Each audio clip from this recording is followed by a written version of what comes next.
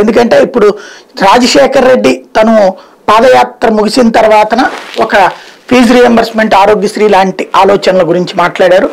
అలాగే చంద్రబాబు నాయుడు తన పాదయాత్ర ముగింపు తర్వాత రుణమాఫీ లాంటి అంశాలు మాట్లాడారు. అట్లాంటిది ఏమైనా లోకేష్ నుంచి ఎక్స్పెక్ట్ చేయొచ్చా?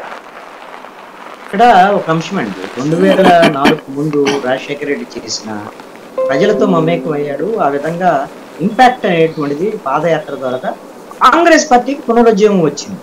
ముఖ్యమంత్రి అభ్యర్థిగా ఏమి ఆ రోజున కూడా రాజశేఖర రెడ్డి ఏం పోలేదు.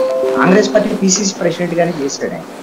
ఆయన ముఖ్యమంత్రి అభ్యర్థిగా ఎన్నికలప్పుడు కూడా ప్రకటించారు, కానీ కాంగ్రెస్ పార్టీని ఆయన నడిపించాడు. ఆయన తర్వాత ముఖ్యమంత్రి చంద్రబాబు నాయుడు కూడా రాష్ట్ర విభజన జరుగుతున్నట్టు ఆ సందర్భంలో ఉమ్మడి ఆంధ్రప్రదేశ్లో 70 ఏళ్ల వయసులో కూడా మరి ఆ రోజున చంద్రబాబు నాయుడు పాదయాత్ర చేయటం. అందుకని విభజన తర్వాత ఆంధ్రప్రదేశ్కి చంద్రబాబు నాయుడు అయితే బాగుంటుంది అనేటువంటి ఒక ఆప్షన్ తీసుకోవటానికి ఆ పాదయాత్ర ఖచ్చితంగా ఉపయోగపడింది చంద్రబాబు.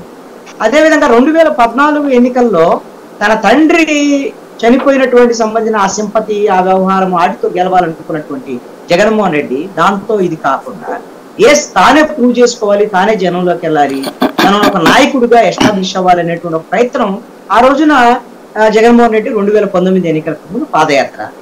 ఆ పాదయాత్రలో జగన్మోహన్ రెడ్డి అంశం ఏమిటి అంటే, ఒకటి అప్పుడు ప్రభుత్వ వైఫల్యాలని చెప్పడం, తర్వాత తాను వస్తే నవరత్నాలను ఇంప్లిమెంట్ చేస్తాను అనేటువంటి ఒక అవకాశం ఇవ్వమని ప్లీజ్ చేసుకున్నారు. దానికి అంగీకరించారు. ఈ 3 అంశాల మీద జనం అంగీకరించారు. వాళ్ళకు ఒక అవకాశం ఇచ్చారు.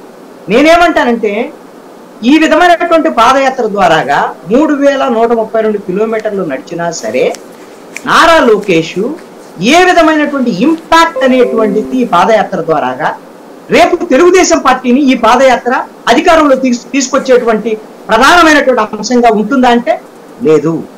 లేదు అని అంటే రేపు పొద్దున అవసరమైతే ఈ తెలుగుదేశం పార్టీ జనసేన ఈ కూటమిలో ముఖ్యమంత్రి స్థాయిలో నారా లోకేష్ ఉన్నాడు, ఆ స్థాయికి ఎదిగాడు ఒక లీడర్ గా అనేటువంటిది ఉందా అంటే ఇక్కడ ఈ యువగళం పాదయాత్ర సంబంధించినటువంటి దాంట్లో మీరు ఒక్క కంపారిజన్ ఖచ్చితంగా మనం చూడొచ్చు. దీంట్లో నేనేమి తక్కువ చేసి మాట్లాడాలని నా ఉద్దేశం కానే కాదు. 3700 కిలోమీటర్లో షర్మిల తెలంగాణలో పాదయాత్ర చేసిన తర్వాత అక్కడ ప్రభుత్వ నిర్బంధకాండ, ప్రభుత్వం విమర్శలు ఇవన్నీ కూడా చేశారు. ఆవిడ పెద్ద ఎస్టాబ్లిష్ చేశారు. ఆవిడ పెద్ద ఈవెంట్ మేనేజ్మెంట్ తరాలు ఆమె కూడా బాగానే చేసింది. ఇంతకన్నా బహుశా నాకు తెలిసి పాదయాత్ర అక్కడ బాగానే ఉంది.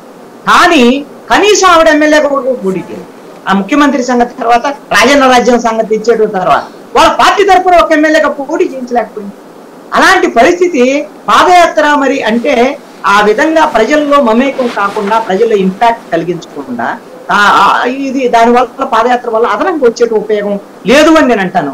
ఈ లోకేష్ పాదయాత్ర కూడా నథింగ్ బట్ షర్మిల పాదయాత్ర లాంటిదే.